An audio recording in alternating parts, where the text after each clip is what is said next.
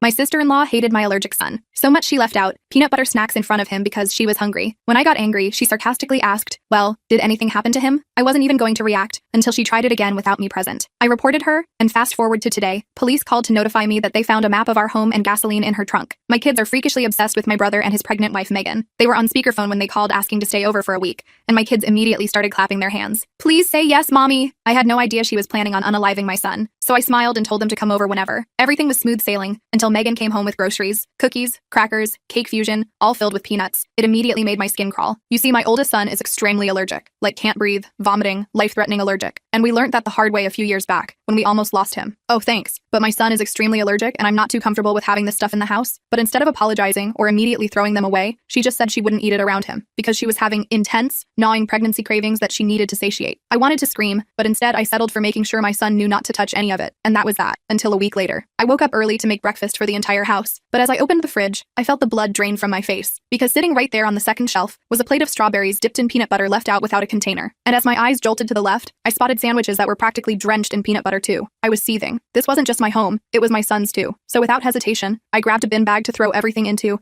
and got ready to donate it to a homeless shelter. Megan walked into the kitchen as soon as I got ready to walk out. What the F do you think you're doing with my food? I bluntly told her to shut the F up because my son's life was worth endlessly more than any craving she could ever have. She didn't have a response right away, so I took the opportunity to leave and call my brother. Well, did anything happen to your son? He asked slowly, like I was too dumb to understand. I just hung up and called my husband, who was thankfully even angrier than me. When I got home, my house was filled with almost every member of my family. My mom, my stepdad, my brother, Megan, my husband, and even my aunt. I guess she figured my mom would take her side, but when I arrived, everyone was giving out to her. Even my brother was trying to get her to understand. It ended with my brother and Megan packing up their stuff, and him apologizing on her behalf. After that, I was pretty much ready to never have anything to do with her ever again. But my brother had other plans, because almost every day he was texting and leaving voicemails about how inconsolable she is, about how I owed her a second chance. I didn't trust myself to speak calmly, so instead my husband contacted him and told him to F off. Well, kinda. He told him I had cleaned the entire house and almost had an anxiety attack. They shut up after that, and to avoid being rude, when I had finally calmed down, I texted them too. I simply informed them that we'll be going low contact until we feel ready to be around them again. My message was left unread, and life fell back into routine again. And I made sure to vet anyone and everyone that came over. I still regret picking up the phone when Megan called a few weeks later, but curiosity got the better of me. She was choking on sobs, apologizing for what she'd done. By the end of it, I actually felt like we could work on our relationship. She also mentioned that she would still like for my family and I to come to her birthday dinner. It wasn't going to happen in a restaurant anymore,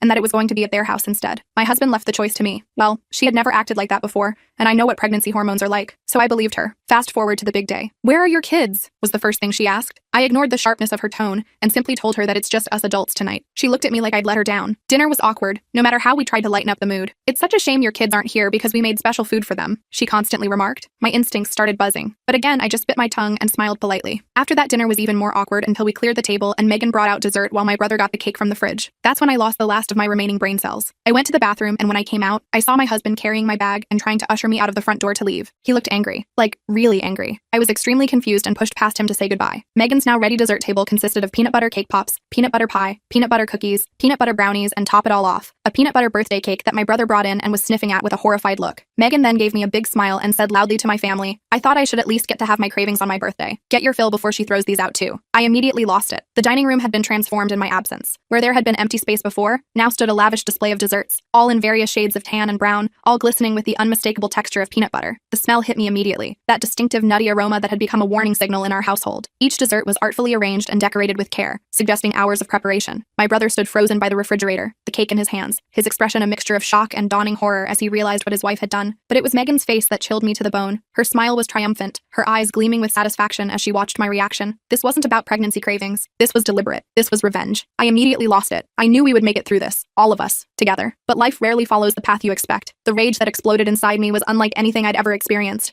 It was primal, protective, and all-consuming. Are you out of your mind? I screamed, my voice shattering the tense silence. You know about my son's allergy. You know this could cull him. My entire body was shaking, tears of fury springing to my eyes as I gestured wildly at the deadly display. This isn't about cravings. This is sick. What kind of person does this? My husband grabbed my arm, trying to pull me toward the door, but I was too enraged to move. You invited us here? Invited my children here? To surround them with something that could send them to the hospital? My brother had set down the cake and was standing between me and Megan, his face ashen with shock and shame. I didn't know, he kept repeating. I swear I didn't know she was planning this. 3 months into our arrangement with Lily, things started getting complicated. My brother was spending more and more time at our house, often staying for dinner and helping with Lily's bedtime routine. It was nice seeing him bond with his daughter, but I could tell he was struggling with the whole situation. The transition hadn't been easy for any of us. After the peanut butter birthday incident, everything had happened so quickly. Megan's breakdown in the restaurant parking lot when we tried to leave, the police involvement when she followed us home, screaming accusations, the emergency psychiatric evaluation that revealed she was suffering from more than just pregnancy hormones, a dangerous combination of untreated mental illness exacerbated by the stress of pregnancy. Then came the court orders, the supervised visits, and finally, the temporary custody arrangement that placed baby Lily primarily with my brother, with us providing childcare while he worked. Our home had transformed to accommodate a newborn again, the portable crib in our bedroom, the changing table wedged into the corner of the living room, the bottles and formula and tiny clothes scattered everywhere. My kids had adapted remarkably well, especially my oldest son, who seemed to take special pride in being a protective cousin to little Lily. He would read to her every night, his voice soft and gentle as he showed her the pictures in his favorite books, careful to keep her tiny fingers from tearing the pages. I visited Megan yesterday, he told me one night after we'd put Lily down. Her doctors say she's stabilizing on the new medication, but she still has these episodes. We were sitting at the kitchen table, the house finally quiet after the chaos of dinner and bedtime routines. The soft hum of the baby monitor created a background soundtrack to our conversation. My brother looked exhausted, dark circles under his eyes, his shoulders slumped with the weight of everything that had happened. I pushed a mug of tea toward him, wishing there was something more substantial I could offer to ease his burden. What kind of episodes? I asked, washing bottles at the sink. The warm, soapy water swirled around my hands as I carefully scrubbed each bottle part, making sure no formula residue remained that could harbor bacteria. The repetitive motion was soothing, giving me something physical to focus on while processing my brother's words. Through the kitchen window, I could see the reflection of our concerned faces, ghostly images superimposed over the darkness outside. He rubbed his face tiredly. She gets fixated on you. Says you're trying to steal her baby and her husband. Says you planned this whole thing. His voice cracked slightly on the last sentence, and I turned from the sink to look at him directly. The kitchen light cast harsh shadows across his face, emphasizing how much weight he'd lost in the past months. The brother who had always been the family jokester, the one with the ready smile and easy laugh, now looked like a shell of himself. The unfairness of it all, that he was caught between his mentally ill wife and his innocent daughter, made my heart ache. A chill ran down my spine. Even locked away in a psychiatric facility, Megan was still obsessing over me. I felt goosebumps rise on my arms despite the warmth of the kitchen. The bottle in my hands nearly slipped as I imagined Megan in her hospital room, plotting and planning, her mind twisting reality into something unrecognizable. I remembered the calculated look in her eyes at the birthday dinner, the satisfaction as she revealed her peanut butter trap. That hadn't been impulsive. It had been premeditated, carefully designed to cause maximum hurt. The thought that she was now focusing that same calculated malice on creating elaborate conspiracy theories about me was deeply unsettling. You don't believe that, right? I asked, trying to keep my voice steady. Of course not, he said quickly. I know what's real now. I've seen it with my own eyes. He reached across the table and grabbed my hand, his grip firm and reassuring. I was blind before, he continued, his voice stronger now. I made excuses for her behavior, blamed it on the pregnancy, on stress, on anything but her. I couldn't see what was right in front of me. He glanced toward the ceiling, in the direction of the bedroom where his daughter slept peacefully. But Lily deserves better than that. She deserves the truth, even if it's painful. And the truth is, Megan is sick in a way that medication might not fully fix. 2 weeks later, I got a call from Dr. Patel, Megan's psychiatrist. She wanted to meet with me and my brother to discuss Megan's treatment plan. Apparently, Megan had been asking for family therapy sessions as part of her recovery. Dr. Patel's voice was professional but warm as she explained the situation. Megan has been making progress in individual therapy, she said, and she feels ready to begin addressing some of the family dynamics. I sat at the kitchen counter, phone pressed to my ear, absently watching my children playing in the backyard through the window. Lily was napping in her portable crib in the living room, her tiny chest rising and falling with each breath. The normalcy of the scene contrasted sharply with the conversation I was having. I don't think that's a good idea, I told my husband that night. Being in the same room with her after everything she's done, we were getting ready for bed, the familiar routine of brushing teeth and changing into pajamas,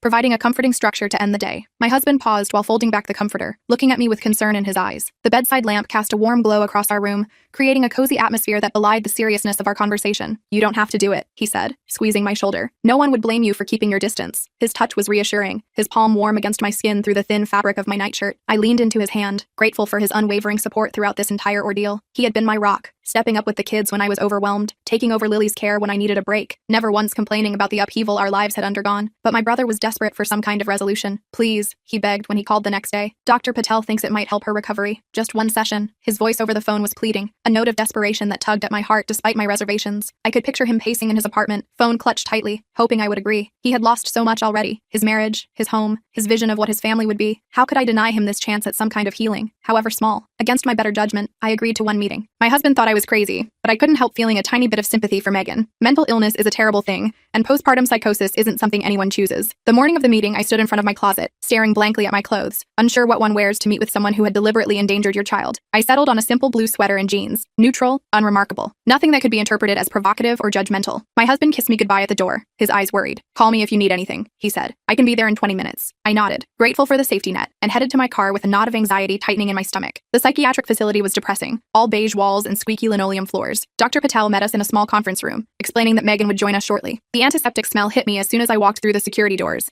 that distinctive hospital scent of disinfectant mixed with institutional food and medication. The fluorescent lights buzzed overhead, casting a harsh glow that made everyone look slightly ill. A staff member led us down a corridor where patients in loose-fitting clothes shuffled past, some making eye contact, others lost in their own worlds. The conference room was sparse, just a rectangular table surrounded by uncomfortable plastic chairs, a box of tissues placed strategically in the center. My brother sat beside me, his leg bouncing nervously under the table. She's made significant progress, Dr. Patel explained, but she still has a lot of work to do before we can consider outpatient treatment. Dr. Patel was a petite woman with kind eyes behind stylish glasses, her dark hair pulled back in a neat bun. She spoke with a slight accent, her voice calm and measured as she prepared us for what to expect. Megan has been working hard on recognizing her thought distortions, she explained, flipping through notes on her clipboard. She understands now that some of her perceptions were not based in reality. I nodded, trying to appear open-minded while my stomach churned with anxiety. My brother reached over and squeezed my hand briefly, a silent thank you for being there. When Megan walked in, I barely recognized her. Her hair was dull and pulled back in a messy ponytail. She'd lost weight, and her eyes had a vacant quality that made me uncomfortable. The vibrant, confident woman who had stood proudly displaying her peanut butter dessert table was gone. This Megan moved hesitantly, her hospital-issued slippers shuffling across the linoleum floor. The pregnancy glow had been replaced by a pallid complexion, her cheekbones too prominent in her thin face. She wore no makeup, and without it, she looked younger, more vulnerable. Her hands trembled slightly as she pulled out her chair, the plastic bracelet on her wrist sliding up and down her too thin arm. "Thank you for coming," she said softly, taking a seat across from me. Her voice was barely above a whisper, lacking the sharp edge I'd grown accustomed to. She kept her eyes downcast, focusing on her hands which were clasped tightly together on the table. My brother made a small movement beside me, as if he wanted to reach out to her but thought better of it. The air in the room felt thick with unspoken emotions, regret, fear, anger, confusion,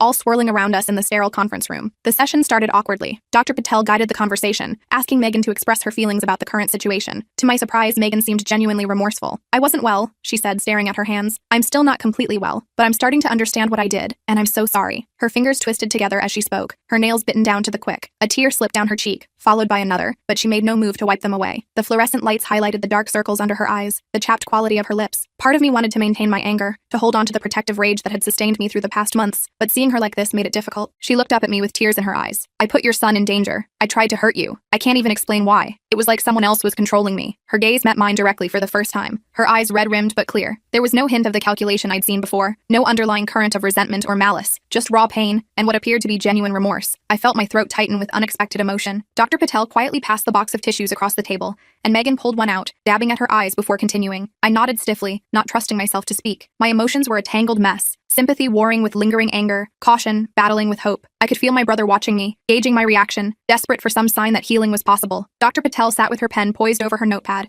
her expression neutral but attentive. The clock on the wall ticked loudly in the silence, marking the seconds as they stretched between us. "And now you're taking care of my baby," she continued, her voice cracking. "After everything I did to you, you're a better person than I could ever be." She gestured helplessly, her thin shoulders hunching forward as a sob escaped her. "Lily deserves someone like you in her life, someone stable and kind and normal." The raw honesty in her voice was disarming. This wasn't the calculated manipulation I'd come to expect from her. This seemed like genuine self-awareness, painful and unvarnished. My brother reached across the table toward her, stopping just short of touching her hand. "We're all trying to do what's best for Lily," he said gently, "including you, by getting help." By the end of the session, I felt emotionally drained but somewhat hopeful. Maybe Megan really was getting better. Maybe someday we could actually have a normal family relationship. The hour had passed more quickly than I expected, filled with difficult conversations about boundaries, expectations, and the long road of recovery ahead. Dr. Patel had skillfully guided us through potential landmines, stepping in when emotions ran high, encouraging honest communication without allowing blame to dominate. By the time we reached the end, the atmosphere in the room had shifted from tense to cautiously optimistic. My brother looked more relaxed than I'd seen him in months, some of the perpetual worry easing from his face. Dr. Patel seemed pleased with how things went. "This is excellent progress," she said. "Megan, would you like to say anything else before we end?" She closed her notebook and placed her pen down, signaling that our official session was drawing to a close. Megan straightened in her chair, smoothing her hands over her hospital-issued pants. She seemed to gather herself, taking a deep breath before speaking. The transformation was subtle but noticeable, a slight squaring of her shoulders, a more focused quality to her gaze. Megan looked directly at me. "I just want to know how Lily is doing. Is she happy?" The question hung in the air between us, simple yet loaded with meaning. This was the heart of it all, not the conflict between us adults, but the well-being of the innocent baby caught in the middle. I saw genuine maternal concern in Megan's expression, a flicker of the mother she might have been under different circumstances. It was the most normal, healthy reaction I'd seen from her. Something in her voice made me uneasy, but I pushed the feeling aside. There was a slight intensity to her question that triggered a warning bell deep in my subconscious, but I dismissed it as my own lingering distrust. After all, it was perfectly natural for a mother to want to know about her child's happiness. I was being hypervigilant, seeing threats where there were none. Or so I told myself. "She's doing great. She's starting to smile a lot, especially at her cousins. My oldest son reads to her every night." I pulled out my phone, scrolling to a recent photo of Lily and her bouncer. Her tiny face lit up with a gummy smile as my son made silly faces at her. It was a sweet moment I'd captured just yesterday, evidence of the loving environment we were providing. I held the phone toward Megan, offering this small connection to her daughter's daily life. A strange expression crossed Megan's face at the mention of my son, but it disappeared so quickly I thought I might have imagined it. For just a fraction of a second, something dark flickered behind her eyes, a tightening around her mouth, a hardening of her gaze, but it vanished almost instantly, replaced replaced by a tremulous smile as she looked at the photo of her daughter. My brother didn't seem to notice, his attention focused on the picture of Lily, his expression softening with paternal pride. Dr. Patel was making a note in her file, her head bent over her clipboard. I was the only one who had seen it, that momentary slip in Megan's carefully constructed facade of recovery. As we were leaving, Megan asked if she could hug me. I hesitated but allowed it. Her arms were bony,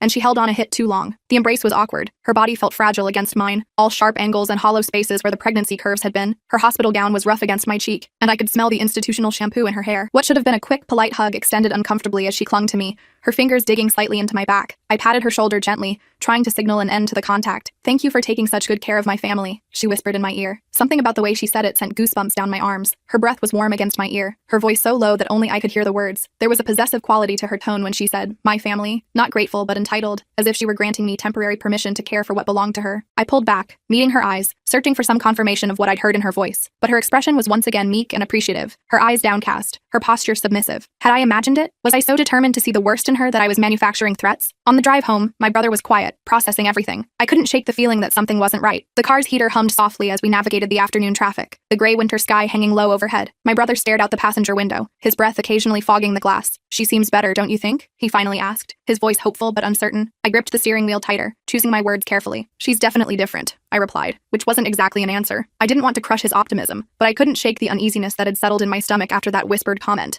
that fleeting dark expression. My instincts were screaming caution, but I had no concrete evidence to justify my concerns. Just a feeling, a momentary glimpse behind a mask. Was that enough reason to doubt Megan's recovery? Or was I being unfair, unable to believe that someone who had hurt us could genuinely change? A week later, Megan started calling our house. At first, it was just to talk to my brother when he was over, which seemed reasonable. Then she asked to speak to Lily, which was odd since Lily was only 4 months old and couldn't exactly have a phone conversation. I would hold the phone near Lily while Megan cooed and baby talked. The first few calls seemed innocent enough. Megan asking about Lily's day, singing little songs to her, making the gentle nonsense sounds that parents use with infants. I would cradle the phone near Lily's ear, watching as the baby's eyes widened at the sound of her mother's voice. Sometimes Lily would gurgle or coo in response, and Megan would gasp with delight on the other end of the line. These moments felt normal, healthy even. A mother connecting with her child despite difficult circumstances. My brother would watch these phone calls with a mixture of sadness and hope, his expression softening whenever Lily seemed to respond to Megan's voice. Then she started calling when my brother wasn't there, asking detailed questions about Lily's routine, what she ate, when she slept, who held her. Again, not completely unreasonable for a mother separated from her baby, but something about it made me uncomfortable. The calls began coming at predictable times. During Lily's morning bottle, before her afternoon nap, right after her evening bath. Megan would ask increasingly specific questions. What temperature is her formula? Which side of the crib does she prefer? Does she still startle at loud noises? Who picked out that yellow onesie she's wearing? Some questions seemed innocent enough, but the sheer volume and specificity began to feel intrusive, as if Megan was cataloging every detail of Lily's life without actually being present for it. More concerning were the questions about who was caring for Lily, how often my oldest son held her, whether my husband gave her bottles, if my mother had visited. The focus on who had access to Lily set off warning bells in my mind. "She's just trying to stay connected," my brother explained when I mentioned it. "Dr. Patel says it's important for her recovery." We were standing in the kitchen, Lily asleep in her swing nearby, the gentle mechanical whirring providing background noise to our conversation. My brother looked better than he had in weeks. He'd gained back some weight. The perpetual worry lines around his eyes had softened. He was invested in Megan's recovery, clinging to each sign of improvement like a lifeline. I didn't want to take that hope away from him, but I couldn't ignore the growing knot of unease in my stomach. I tried to be understanding. Really, I did. Then the gifts started arriving. The first package arrived on a Monday morning, a beautifully wrapped box with a silver bow and a card addressed to Lily. Inside was a delicate pink dress with matching booties, clearly expensive and exactly Lily's size. "For my beautiful girl, all my love, Mommy," the card read. It seemed like a sweet gesture, a way for Megan to participate in her daughter's life from a distance. My brother was touched, carefully hanging the dress in Lily's closet for a special occasion. First, it was just baby clothes and toys for Lily, which was fine. Then Megan sent presents for my kids. Expensive video games, trendy sneakers, things I knew my brother couldn't really afford on his salary. The packages increased in frequency and expanded in scope. A limited edition of the video game my middle child had mentioned wanting. The exact brand of basketball shoes my youngest had seen in a commercial. Art supplies for my daughter that were professional grade and must have cost a small fortune. Each gift was perfectly targeted to the recipient's interests, suggesting Megan had been paying very close attention during her time in our home, or that she was getting detailed information from someone. The gifts always came with handwritten notes expressing gratitude for helping with Lily, signed with flourishing hearts and smiley faces. On the surface, it seemed generous, thoughtful even, but the extravagance felt excessive, almost like a bribe. "She's just grateful to your family," he said when I questioned it. "Let her do this." My brother's defense of Megan was becoming automatic, a reflexive response to any concern I raised. We were standing in the living room surrounded by the latest delivery, 3 large boxes containing gifts for each of my children. "But how is she affording all this?" I pressed, gesturing at the expensive items. "She's in a psychiatric facility. She doesn't have income right now." He shifted uncomfortably, avoiding my gaze. "She had some savings," he muttered, though he didn't sound entirely convinced himself. I wanted to push further, to make him see how strange this sudden generosity was, but the relief in his eyes at this apparent sign of Megan's recovery made me hold my tongue. He needed to believe she was getting better. The most unsettling gift arrived on a Tuesday, a large box addressed to my oldest son. Inside was a custom-made teddy bear wearing a medical alert bracelet identical to my son's, along with a jar of honey and a note that read, "Honey is so much better than peanut butter, don't you think? Love, Aunt Megan." The box sat open on our kitchen counter, its contents displayed like evidence at a crime scene. The teddy bear's glassy eyes stared blankly upward, its plush arm sporting a red fabric band that mimicked my son's medical alert bracelet with disturbing accuracy, right down to the specific wording about his peanut allergy. The jar of honey gleamed amber in the kitchen light, innocent looking on its own, but sinister in context. My son stood beside me, his expression confused and uneasy as he read the note again. "Why would she send this?" he asked, his voice small. "Is she still mad about the peanut butter?" I put my arm around his shoulders, feeling him tense under my touch. "No, honey," I lied, trying to keep my voice steady. "I think she's just trying to be nice in her own way." But we both knew that wasn't true. This wasn't a gift. It was a message. Megan hadn't forgotten anything. I immediately called Dr. Patel, who assured me she would address it in Megan's next session. But the damage was done. My son was confused and upset by the gift, and I was furious. The phone felt slippery in my palm as I paced the backyard, trying to keep my voice down so my son wouldn't hear my conversation with Dr. Patel. "This isn't appropriate," I insisted, my words coming out in a rush. "She's deliberately referencing the peanut incident. She's targeting my son specifically." Dr. Patel's voice remained professionally calm on the other end, but I detected a note of concern breaking through her composed exterior. "I agree this is concerning," she admitted. "Megan hasn't mentioned any gift sending in our sessions. I'll address this immediately and adjust her communication privileges if necessary." After hanging up, I stood in the yard for several minutes, trying to calm my racing heart. The afternoon sun felt too bright, the normality of the neighborhood around me, children playing, someone mowing a lawn, birds chirping, at odds with the dread pooling in my stomach. "This has to stop," I told my brother. "She's still fixated on the peanut thing. It's not healthy." We were sitting at my kitchen table late that night, after all the children were in bed. The teddy bear and honey had been removed from the house, hidden away in the garage until I could decide what to do with them. My brother looked exhausted, the brief period of optimism following our visit to the facility now completely erased. He ran his hands through his hair,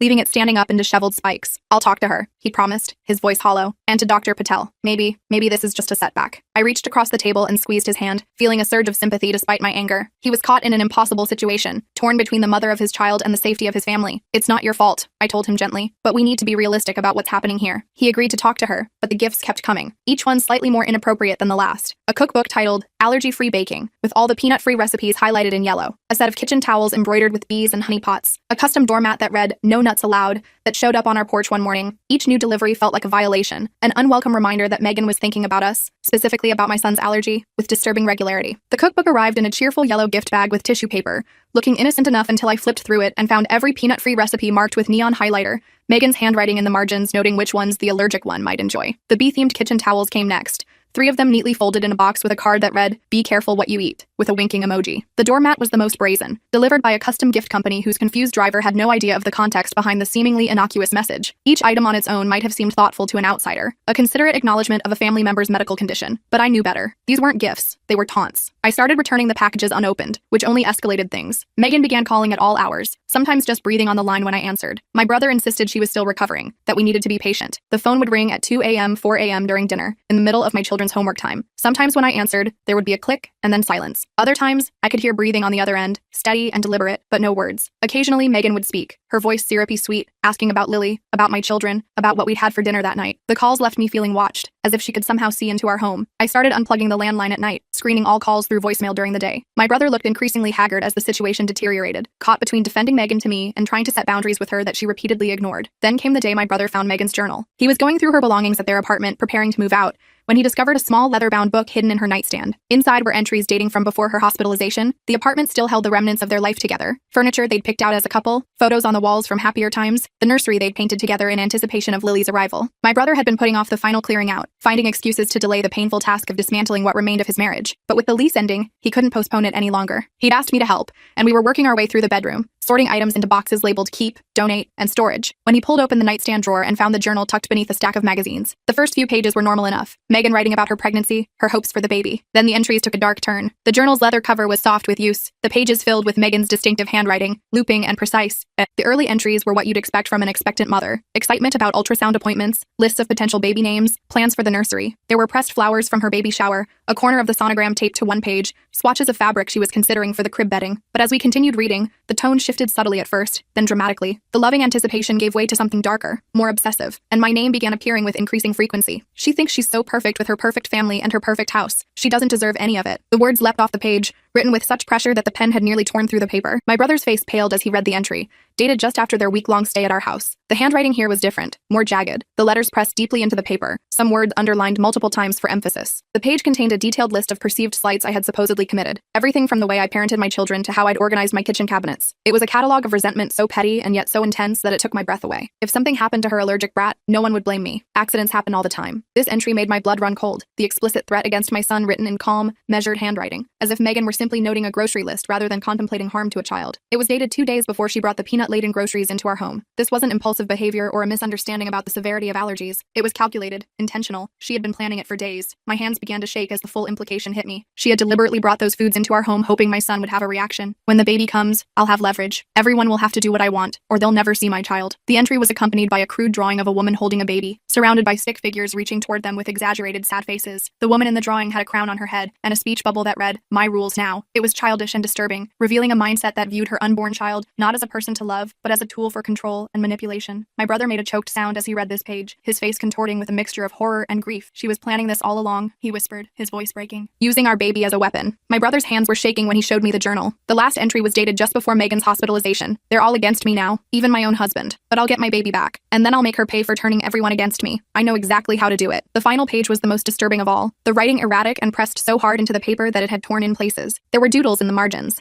Small stick figures with X's for eyes, crude drawings of what looked like an EpiPen with a circle and slash through it, a house with flames coming from the windows. Next to my name, she had drawn a small coffin. The explicit threat was chilling enough, but the calculated nature of it, the detailed planning, the sustained focus on causing harm, was what truly terrified me. This wasn't just mental illness. This was something darker, more deliberate. I called my husband immediately, and my brother took photos of every page before bringing the journal to Dr. Patel. My fingers fumbled with the phone as I dialed, my heart pounding so hard I could feel it in my throat. When my husband answered, I could barely form coherent sentences, the words tumbling out in a panicked rush as I tried to explain what we'd found. "We need to increase security," he said immediately, his voice calm but urgent. "I'm coming home now." Meanwhile, my brother was methodically photographing each page of the journal, his movements mechanical, his face blank with shock. "Dr. Patel needs to see this," he kept repeating, as if trying to convince himself that professional intervention could somehow make sense of the horror we'd uncovered. "This can't be real," he said, his face pale. She couldn't. He sat heavily on the edge of the bed, the journal open in his hands, staring down at the pages as if willing them to transform into something less horrifying. The bedroom around us, once a space he had shared with Megan, now felt tainted, every object a potential hiding place for more secrets, more evidence of the darkness that had been growing right beside him while he slept. "I lived with her," he said, his voice hollow with disbelief. "I slept next to her every night. How did I not see this?" There was no answer I could give that would ease his pain, no explanation that could make sense of Megan's calculated malice. All I could do was sit beside him, my hand on his shoulder,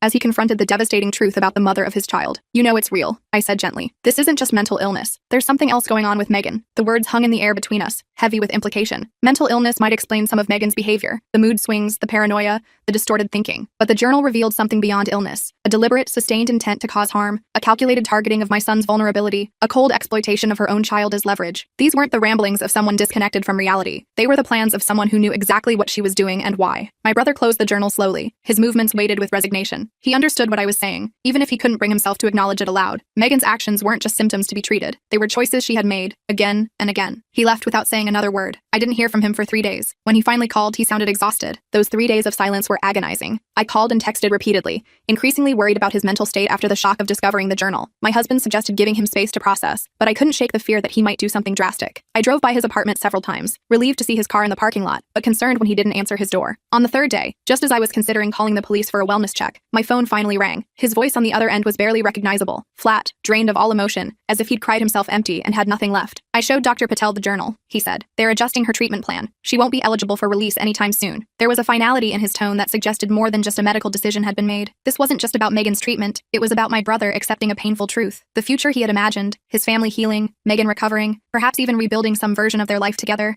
had been irrevocably shattered by the reality documented in those journal pages. Dr. Patel had confirmed what we already knew. Megan's issues went beyond postpartum psychosis or temporary mental health crisis. There was something fundamentally broken in her relationship with reality, with empathy, with basic human connection. I felt relieved, but only temporarily, because 2 weeks later, Megan escaped from the psychiatric facility. Those 2 weeks had been almost normal, a brief respite after months of tension. My brother had started therapy, working through his grief and guilt with a counselor specializing in traumatic relationships. Lily was thriving, recently mastering the art of rolling over and delighting everyone with her infectious giggles. My son's anxiety about the gifts had begun to fade, and he was sleeping through the night again. We had started to believe that maybe, just maybe, the worst was behind us. Then came the middle of the night phone call that shattered our fragile sense of security. The call came at 3 a.m. My brother was frantic. "She's gone. Somehow she got out during shift change. No one knows where she is." The shrill ring of the phone had jolted me from deep sleep, my husband sitting up beside me in confusion as I fumbled for the receiver in the darkness. My brother's voice was high-pitched with panic, words tumbling out so quickly I could barely understand him at first. As the meaning of his message penetrated my sleep-fogged brain, I felt a cold wave of adrenaline wash through me, instantly alert. "When?" I demanded, already swinging my legs over the side of the bed, reaching for clothes in the dark. "About an hour ago," he replied, his breathing ragged as if he'd been running. "They just called me. They're searching the grounds, but she's just gone." We called the police immediately. They took a report but didn't seem overly concerned. "Most patients return on their own within 24 hours, the officer told us. She has no money, no transportation." The officer who responded was young, his expression professionally sympathetic but slightly dismissive as he jotted notes in his pad. He stood in our living room, declining the offer to sit, clearly viewing this as a routine matter rather than the emergency it was. "We'll put out a BOLO, he assured us, using the police acronym for Be on the Lookout. But in these cases, patients usually don't get far. They get cold, hungry, disoriented,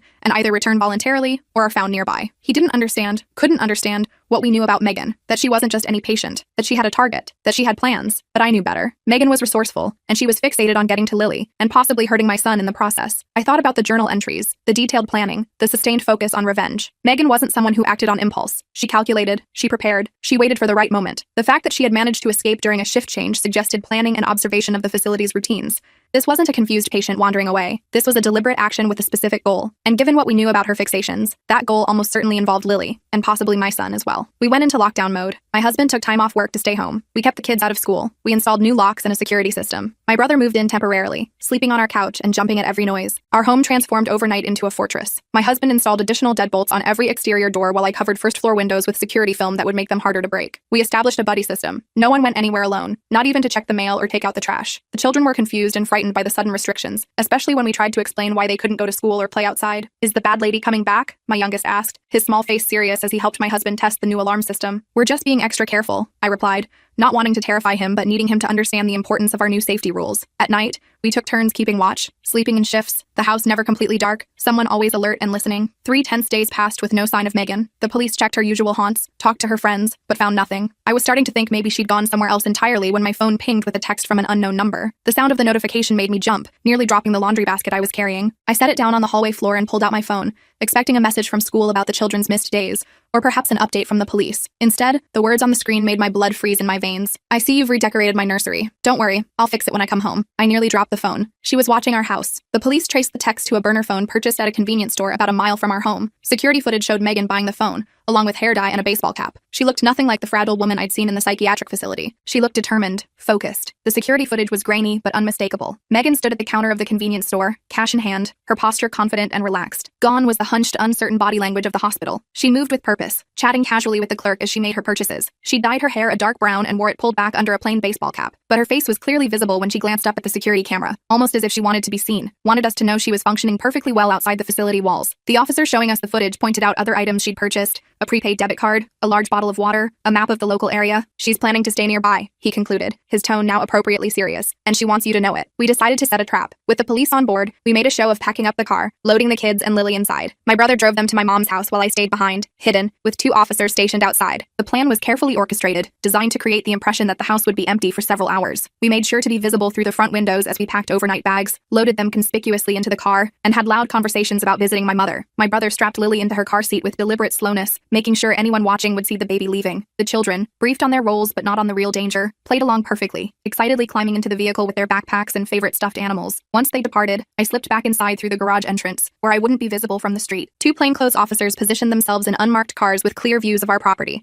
while 2 more waited in a van down the block, ready to respond at the first sign of Megan. Sure enough, less than an hour after they left, I heard a noise at the back door. Through the security camera feed on my phone, I watched as Megan tried each window, testing for one left unlocked. She was wearing a blonde wig and sunglasses, but it was definitely her. The security app on my phone showed multiple camera views simultaneously, allowing me to track Megan's methodical circuit of our house. She moved with surprising stealth, staying close to the walls, pausing frequently to listen. She tried the back door first, jiggling the handle gently, then moved to each ground floor window in turn. Her movements were practiced, patient, not the frantic actions of someone in a psychotic episode, but the calculated approach of someone with a plan. I texted updates to the officers outside, my fingers shaking slightly on the screen as I watched this woman who had threatened my family trying to break into our home. When she found the bathroom window unlatched, deliberately left that way as part of the trap. She climbed inside. I texted the officers, then hid in the master bedroom closet as we'd planned. The bathroom window was small, designed more for ventilation than access, but Megan was thin enough to squeeze through with surprising agility. On my phone screen, I watched her leg appear first, then her torso, finally her head, as she lowered herself quietly onto the bathroom floor. She paused there, listening intently, then slowly opened the bathroom door and peered into the hallway. I sent one final text to the officers. She's inside, then silenced my phone completely and retreated deeper into the master bedroom closet. The space was dark and cramped, hanging clothes brushing against my face as I crouched behind a laundry hamper. The closet door was left slightly ajar,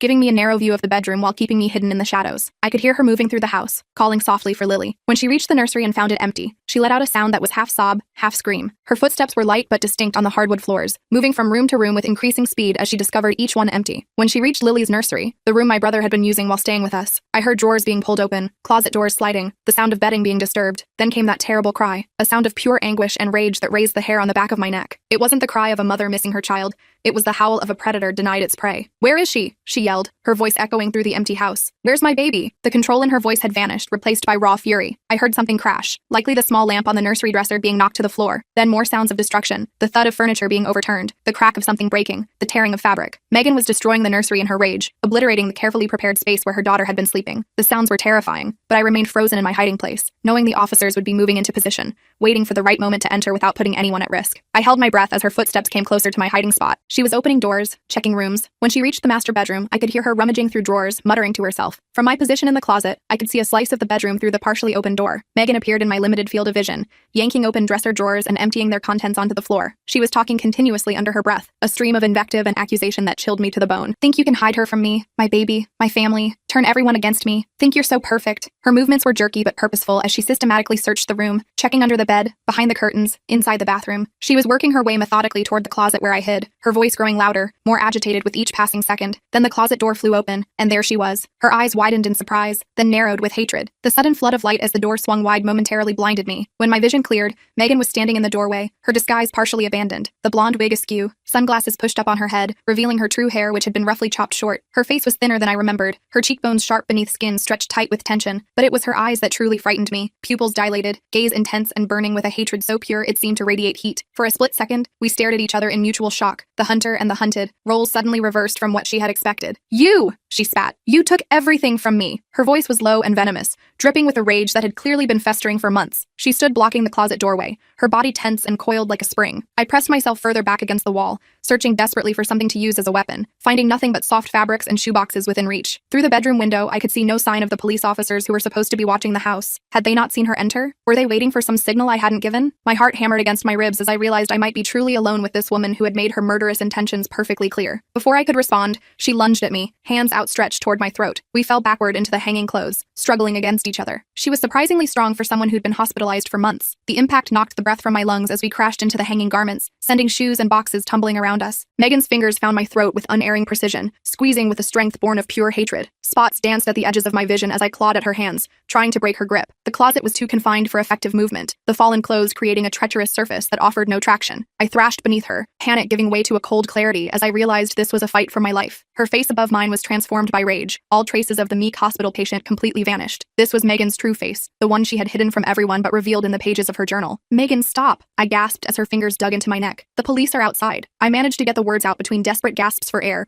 hoping to shock her into hesitation. Her grip loosened fractionally, not from fear, but from contempt. Her lips curled into a sneer as she leaned closer, her breath hot against my face, her weight pressing me deeper into the pile of fallen clothes. "Liar!" she screamed. "You're always lying. You turned everyone against me." Spittle flew from her lips as she shouted, her face contorted with fury just inches from mine. Her fingers tightened again around my throat, thumbs pressing into my windpipe with deliberate pressure. The edges of my vision began to darken, oxygen deprivation making my limbs feel heavy and unresponsive. Where were the police? Had they not heard her screams? In that moment of desperation, I realized I couldn't wait for rescue. I had to save myself. I managed to knee her in the stomach, giving me just enough space to roll away. I scrambled toward the bedroom door, but she grabbed my ankle, pulling me back. The blow connected solidly, driving into her midsection with enough force to make her gasp and loosen her grip momentarily. I twisted away from her, lunging toward the closet door on hands and knees, feeling the carpet burn against my palms as I scrambled for freedom. I had almost reached the bedroom doorway when her hand closed around my ankle like a vice, yanking me backward with surprising strength. My chin hit the carpet hard, teeth clacking together painfully as she dragged me back toward her. I kicked wildly with my free leg, connecting with nothing but air as she pulled me closer, her nails digging into my skin through my sock. "I'm going to finish what I started," she hissed. "First you, then your brat of a son. He should have eaten those peanut butter cookies I left out. It would have looked like an accident." Her words were like ice water in my veins, cutting through the panic and replacing it with a cold, clarifying rage. This wasn't just about me anymore. This was about my child, my son whose life she had deliberately endangered, whose vulnerability she had targeted with calculated malice. The maternal instinct to protect surged through me like an electric current, washing away fear and replacing it with a strength I didn't know I possessed. In that moment, hearing her admit she deliberately tried to harm my child, something in me snapped. I twisted around and punched her square in the face. She fell back, stunned, blood streaming from her nose. My fist connected with her face with a sickening crunch, pain shooting up my arm from the impact. Megan's head snapped back, her grip on my ankle instantly releasing as she fell backward. Blood gushed from her nose, spattering across her shirt and the carpet beneath her. She looked shocked, one hand rising to touch her face with disbelief, as if she couldn't comprehend that I had fought back. For a moment, we stared at each other, me half lying on the floor, breathing hard,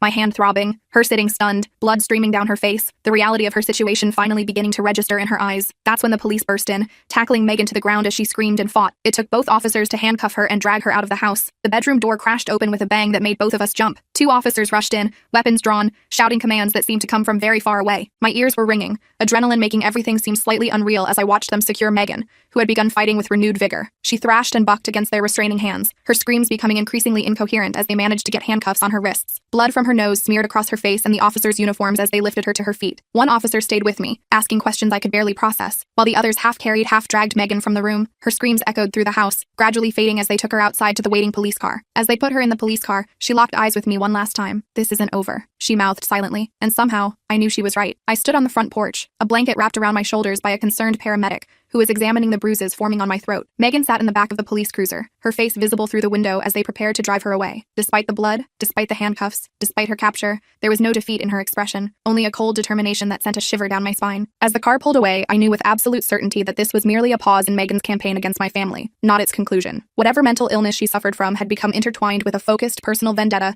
that transcended her circumstances. She would find a way to continue her revenge, even from behind bars. Megan was charged with breaking and entering, assault, and attempted kidnapping. Given her mental state, she was deemed unfit to stand trial and was committed to a high-security psychiatric facility. My brother filed for divorce and permanent custody of Lily. The legal proceedings moved with surprising speed, accelerated by the clear danger Megan posed and the overwhelming evidence against her. The journal alone provided enough documentation of her intentions to convince even the most skeptical judge. My brother sat through each hearing with stoic determination, his face a mask of composure that only cracked when he returned to our home each evening. Then, away from the public eye, he would sometimes break down, the full weight of his shattered marriage and the danger to his daughter finally overwhelming his carefully maintained facade. I would sit with him during these moments, offering silent support as he grieved the future he had once imagined and came to terms with the reality he now faced. For a while, things were quiet. Too quiet. I kept waiting for the other shoe to drop, jumping every time the phone rang or there was an unexpected knock at the door. The silence felt oppressive rather than peaceful. Each day that passed without incident only increased my anxiety.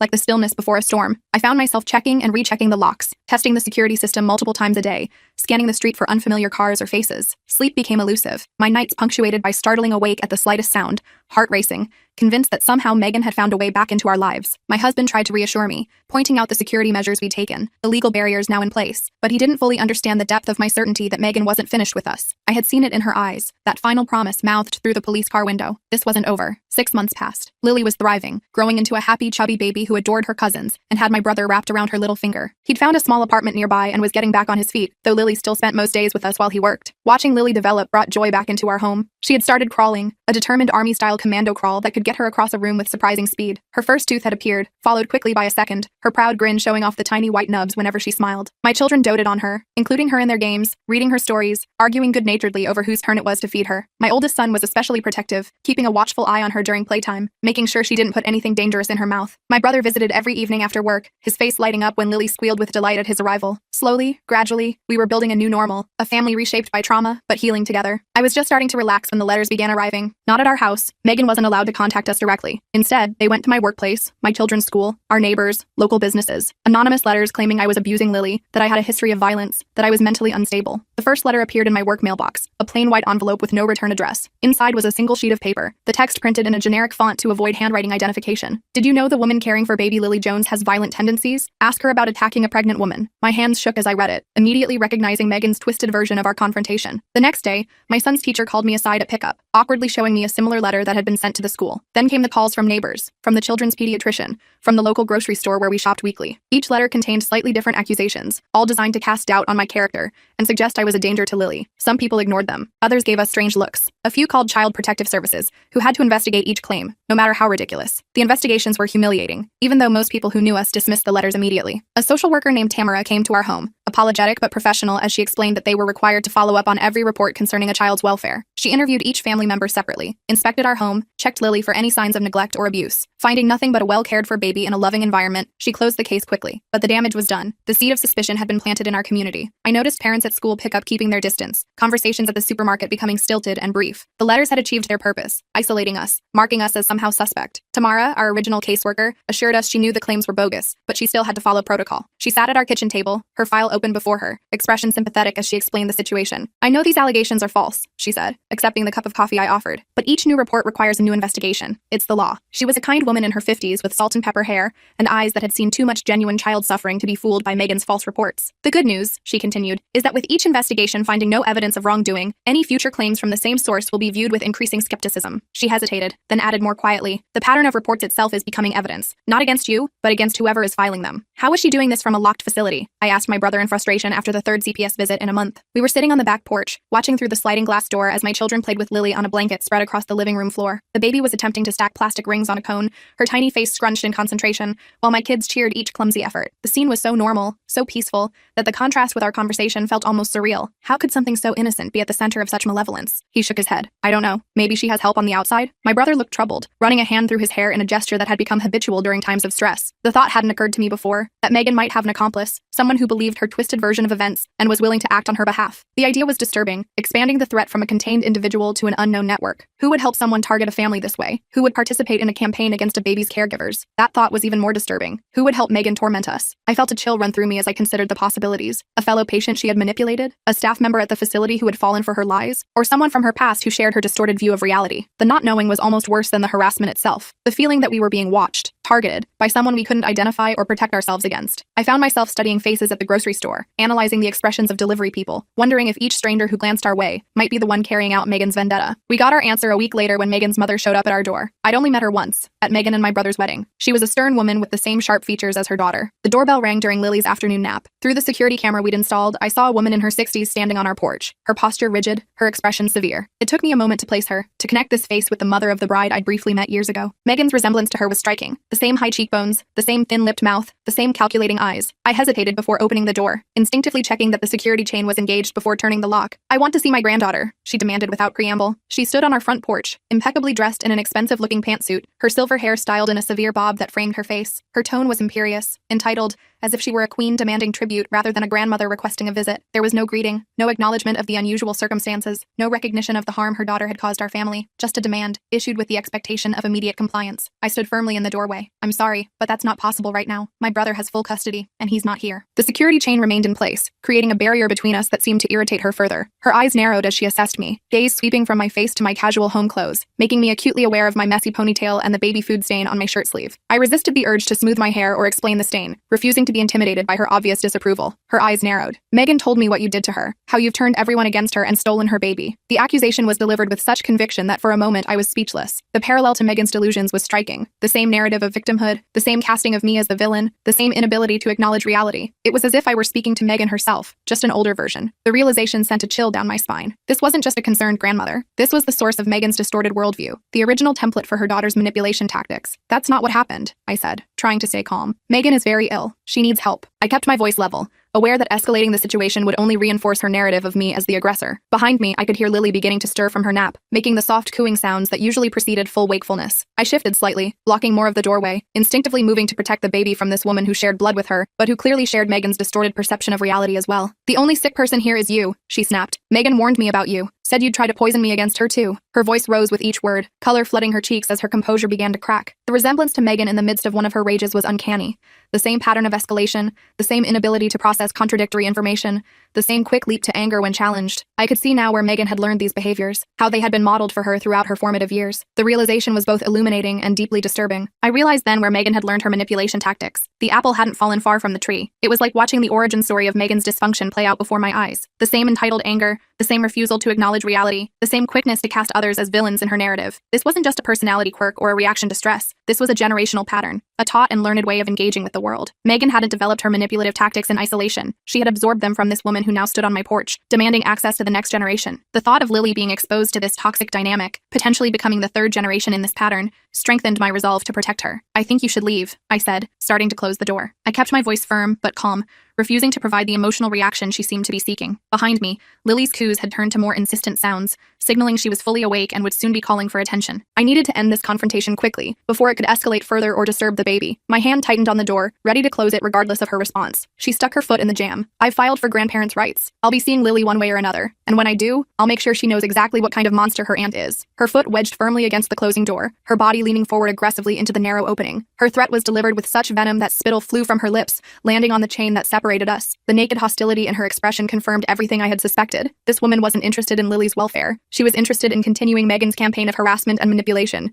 using the baby as her weapon of choice. After she left, I called my brother in a panic. He was furious, but not surprised. "Her mom's always been toxic," he explained. "It's where Megan gets it from. Don't worry, she has no legal standing for grandparents' rights, not with Megan's history." We were sitting at the kitchen table, Lily secure in her high chair, happily mashing banana between her fingers and occasionally getting some into her mouth. My brother looked exhausted but resolute, the confrontation with his former mother-in-law adding yet another layer of stress to his already overwhelming situation. "I should have warned you she might show up," he admitted, watching his daughter's messy exploration of her food with a small smile. "She's been leaving messages for me for weeks. I've been ignoring them, which probably just made her more determined. But that didn't stop her from trying, or from continuing Megan's campaign of harassment. More letters, more calls to CPS. She even approached my oldest son at his bus stop one afternoon, trying to give him a backpack full of presents from his Aunt Megan. The incident at the bus stop was the most frightening escalation yet. My son had been waiting with several other children and the parent volunteer who supervised the stop. Megan's mother had approached, all grandmotherly smiles and gentle voice, calling my son by name and holding out a colorful backpack. "Your Aunt Megan wanted you to have these special treats," she told him, trying to press the bag into his hands. "She made them just for you." Thankfully, we had prepared our children for exactly this type of approach. My son had backed away, loudly telling the parent volunteer that this woman wasn't supposed to talk to him. The volunteer had intervened immediately, placing herself between my son and Megan's mother, who had quickly retreated to her car and driven away when threatened with a call to the police. Thankfully, we'd prepared the kids for something like this. He refused to take anything and immediately told his teacher, who called us. When we checked the backpack, which he'd reported to the school office, we found it contained cookies, peanut butter cookies. The school had secured the backpack in the office, not allowing anyone to open it until police arrived. When the officer carefully examined the contents, he found a dozen homemade peanut butter cookies wrapped in plastic, along with a note in childish handwriting. "Special treats for my favorite nephew. Love, Aunt Megan." The handwriting was clearly an adult's attempt to look like a child's, large, wobbly letters in colorful marker. The cookies themselves looked innocent enough, but a laboratory test later confirmed they contained not just peanut butter, but an unusually high concentration of peanut protein, as if ground peanuts had been added to the recipe to increase their potency. The deliberate targeting of my son's allergy, the calculated attempt to bypass adult supervision by approaching him directly, and the clear coordination between Megan and her mother revealed a level of malice that shocked even the investigating officers. The police issued a restraining order against Megan's mother, but that just drove her efforts underground. She created fake social media accounts to spread rumors about us. She contacted my employer with false accusations. She even showed up at my husband's workplace, causing such a scene that security had to escort her out. Her tactics became increasingly sophisticated and difficult to trace directly to her. Anonymous posts appeared in local Facebook groups questioning our fitness as caregivers. Emails from untraceable accounts reached my supervisors at work, alleging I was stealing company resources to care for Lily. My husband's colleagues received messages claiming he had a history of domestic violence. Each accusation was carefully crafted to be just plausible enough to require denial, just serious enough to plant seeds of doubt. The constant need to defend ourselves, to explain the situation to new people, to counter each fresh allegation, was exhausting. It created a background hum of stress that never fully dissipated, a constant vigilance that wore away at our energy and peace of mind. Through it all, we tried to maintain some semblance of normalcy for the kids and for Lily. My brother was a constant presence, grateful for our help, but increasingly worried about the toll this was taking on all of us. We worked hard to create pockets of ordinary family life amid the chaos, movie nights with homemade popcorn, weekend trips to the park, birthday celebrations with balloons and cake. Lily continued to grow and develop, seemingly untouched by the drama swirling around her. She took her first steps holding onto the coffee table, spoke her first word, Dada, and developed a passion for a stuffed elephant that had to accompany her everywhere. My children adjusted to the new security measures as if they were normal, reminding each other to check the peephole before opening doors, to never share our address with strangers, to tell an adult immediately if anyone they didn't know approached them. They accepted these precautions without question, incorporating them into their understanding of how the world worked. Their resilience was both inspiring and heartbreaking. No child should have to learn such vigilance so young. "Maybe I should move," he suggested one night after putting Lily to bed. "Take her somewhere Megan and her mother can't find us." We were sitting in the dimly lit living room, speaking in hushed tones to avoid waking Lily, who was asleep in the portable crib nearby. My brother looked worn down, the constant stress etching lines around his eyes that hadn't been there a year ago. He twisted his wedding ring absently as he spoke. He still wore it, though whether from habit or some lingering attachment to his marriage, I wasn't sure. The idea of them moving away had occurred to me as well, but I had been reluctant to suggest it, knowing how much my brother relied on our support system. The thought of losing them both made my heart ache, but I understood his desperation. The mere suggestion created a hollow feeling in my chest. Lily had become such an integral part of our family, her toys scattered across our living room, her high chair a permanent fixture in our kitchen, her giggles a daily soundtrack in our home. My children adored their cousin, incorporating her into their games and routines with the easy acceptance of youth. The thought of her growing up far away, of seeing her only on occasional visits, of missing her milestones and everyday moments, was painful to contemplate. But against that pain, had to be weighed her safety and my brother's peace of mind. Would that really solve anything? They'd just focus all their attention on us instead. It was a practical concern, but also a selfish one. Part of me wanted them to stay, not just because we loved having Lily in our daily lives, but because I feared what Megan and her mother might do if their primary target moved beyond reach. Would their obsession transfer entirely to my family, particularly my son who had already been singled out for their most dangerous attacks? Would the harassment escalate further without Lily nearby to serve as their ostensible motivation? There were no easy answers, no clear path that guaranteed safety for everyone involved. He sighed, running a hand through his hair. I don't know what else to do. The doctors say Megan isn't improving. If anything, she's getting worse, more fixated on revenge fantasies. The weight of his words hung in the air between us. Megan's doctors had been providing regular updates on her condition, partly due to the ongoing legal proceedings, and partly as a safety measure given her documented threats. The reports had grown increasingly concerning. Her refusal to engage meaningfully with therapy, her tendency to manipulate less experienced staff members, her elaborate explanations for her behavior that cast herself as the victim and everyone else as persecutors. The latest evaluation had used terms like treatment-resistant and poor prognosis for rehabilitation, clinical language that translated to a devastating reality. Megan might never get better enough to be safe around her own child. I put my arm around his shoulders. We'll figure it out, together. It was a simple promise, but one I meant with every fiber of my being. Whatever came next, whatever decisions needed to be made, we would face them as a family. My brother leaned into the embrace slightly, some of the tension leaving his body at this small reassurance. Lily stirred in her sleep, making the soft snuffling sounds that usually preceded either settling deeper or waking fully. We both turned to look at her, this tiny person who had become the center of so much love and so much conflict. In sleep, her face was peaceful, untroubled by the complex adult world that swirled around her. For her sake, if nothing else, we had to find a way forward. 2 days later, I got a call from Lily's daycare. She'd been there for a few hours while my brother was at work, and I was at a doctor's appointment. The daycare was a small, home-based operation run by a woman named Maria,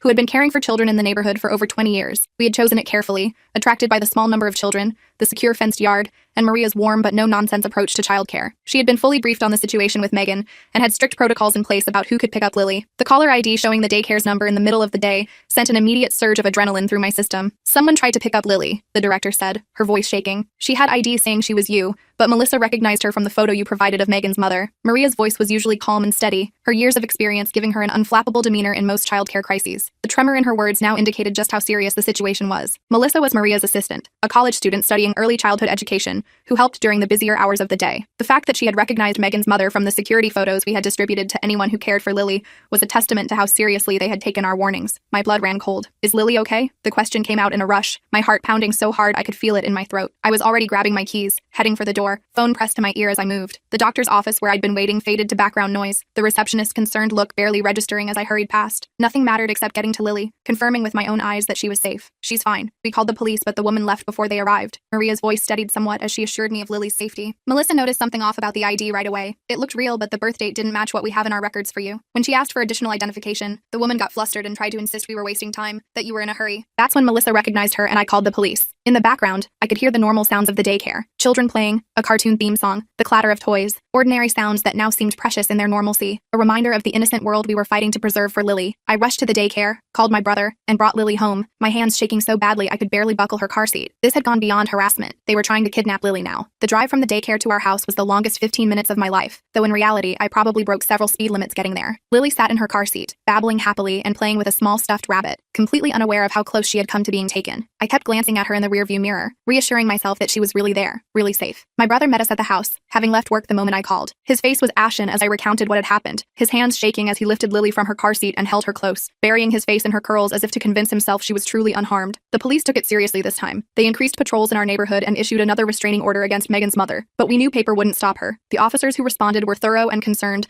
taking detailed statements and photographs of the fake ID that Maria had managed to partially document with her phone. They promised increased drive-bys of both our home and the daycare, and connected us with a detective specializing in family crimes who would oversee the case. But as one officer candidly admitted while his partner was taking notes outside, restraining orders are just pieces of paper. They're only as effective as the person's willingness to obey them. The grim reality of his words settled over us like a physical weight. Legal protections could only do so much against someone determined to cause harm. That night, as we were discussing our options, my phone rang. It was Dr. Patel. We were gathered in the living room, my husband, my brother, and I, speaking in hushed tones while the children slept upstairs and Lily dozed in her portable crib. We had been weighing various security options, from hiring private protection to installing more sophisticated alarm systems. The sound of my phone ringing made us all jump, the tension of the day having left us on edge. Dr. Patel's name on the caller ID was unexpected. She rarely called directly, usually communicating through official channels about Megan's treatment. I thought you should know, she said without preamble. Well, Megan has been refusing her medication for weeks. We've just discovered she's been hiding the pills. That's likely why her condition has been deteriorating. Her voice was grave, the professional distance she usually maintained giving way to genuine concern. In the background, I could hear the muffled sounds of the psychiatric facility, a PA system paging someone, the distant sound of a door closing. Dr. Patel was calling outside of normal channels, I realized. This wasn't an official update, but a personal warning from someone who understood the real danger Megan posed. Can't you make her take them? I asked. The question came out more plaintively than I intended, betraying my exhaustion and fear. I was sitting on the couch, one hand clutching the phone, the other pressed against my forehead where a stress headache was beginning to form. My husband and brother watched me intently, trying to piece together the conversation from my side alone. The implications of what Dr. Patel was saying were clear. Megan had been deliberately sabotaging her own treatment, maintaining her delusions and obsessions through calculated deception. We're switching to injectable medications that can't be refused, she explained. But I'm concerned about some of the statements she's been making in therapy. She's convinced you've brainwashed her daughter against her. Dr. Patel's voice remained measured, but I could detect the underlying worry in her tone. The switch to injectable medications was a significant escalation in Megan's treatment plan, indicating that her doctors recognized the seriousness of her condition